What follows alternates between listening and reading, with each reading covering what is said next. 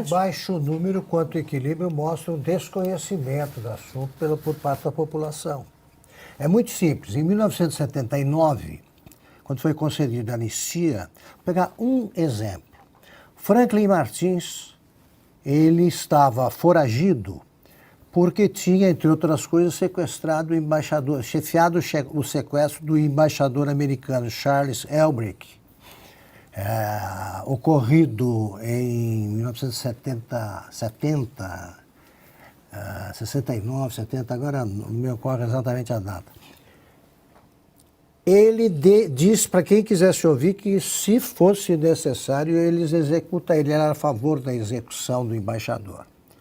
Queria matar, era sequestrador e se tornaria assassino sem maiores problemas. O Franklin virou ministro do Lula. Exemplos como esse tem 300. Zé Dirceu voltou com a anistia, o próprio Lula foi anistiado, todo mundo anistia, tirou da cadeia gente que tinha cometido assassinato político. Político não, assassinato. Vamos simplificar. Além disso, a esquerda adicionou, com o passar do tempo, criou, né, o Bolsa Ditadura. Os anistiados ficaram ricos. Também porque, como disse o Milor Fernandes, né, ele se recusou a entrar nessa, excluiu o nome dele, pediu a exclusão de uma lista feita por uma entidade de jornalistas, botando um bando de jornalistas, a maioria ficou. E ele disse a frase famosa: eu pensei que fosse ideologia, era investimento. Então, os caras, além de tudo, fazem...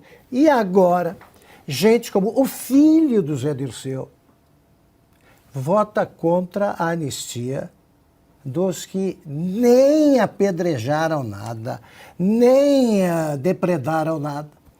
Tá, a gente está vendo aí, estão soltando agora, depois de 11 meses, um mendigo.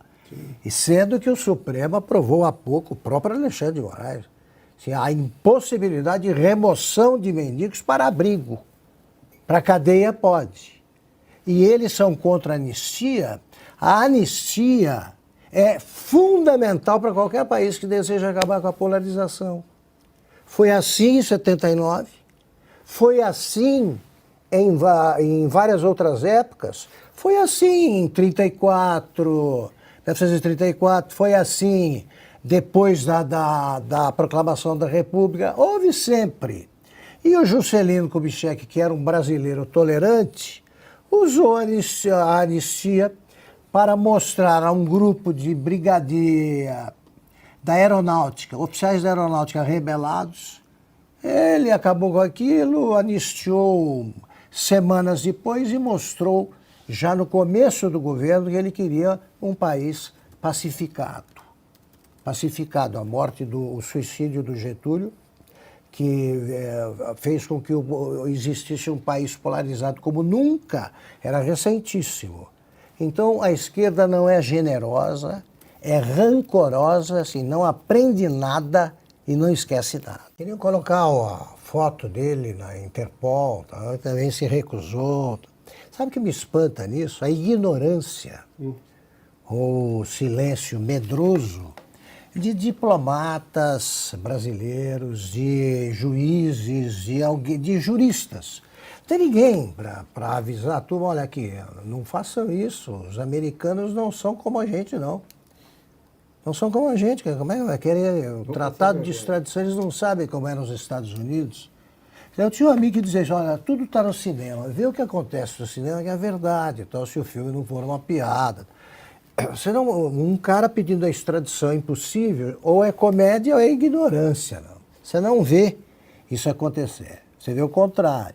E os filmes americanos mostram com muita insistência que os americanos são liberais mesmo, são democratas mesmo. Lá você pode dizer o que quer, não é crime. Aqui querem porque querem, já criaram o primeiro exilado aí, né, político. O primeiro e há outros. Tem presos políticos. E aí cai naquela divisão que é de uma objetividade desconcertante, que é do Oscar Arias, né, o ex-presidente da Costa Rica, que ganhou o Prêmio Nobel da Paz. Ele discutindo com o Lula sobre Cuba. a polêmica ligeira no El País, ele disse, olha aqui, para saber se é democracia, vê se tem preso político. Se tem preso político, não é. Né? Se é democracia, não tem. Nós não temos presos políticos? Tem até mendigo preso político aqui, né? Autista.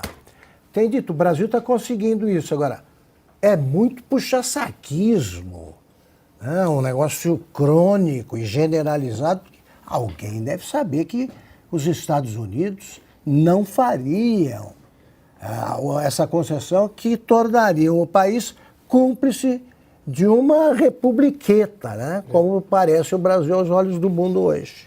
Primeiro, é uma reação e todo começo de reação é bem-vindo. É bem-vindo. No Congresso, em quaisquer instituições preocupadas com a insegurança jurídica, política, que o Brasil sofre. Mas o Supremo, que tinha se transformado quase que num continente, né? A China e Taiwan. Né? Os que sobravam, que não abriam a boca, têm de se manifestar. Num momento assim, a fala solitária, ela ganha em importância e aumenta suas dimensões, porque quem fala está falando em nome da maioria. Da maioria. Os católicos, minha formação é católica, eu acho um absurdo e fico imaginando o que diriam os católicos se viesse essa conversa de narcomilícia católica. O que é isso? Quais provas tem? A gente usa essas fusões de palavras, no caso das Farc, por exemplo, a gente dizia, são narcotraficantes, né? Uma guerrilha, narco-guerrilheiros. Não eram mais só os guerrilheiros da selva, eram também os que viviam, eram sustentados, são sustentados, os pequenos grupos que restam, pelo narcotráfico.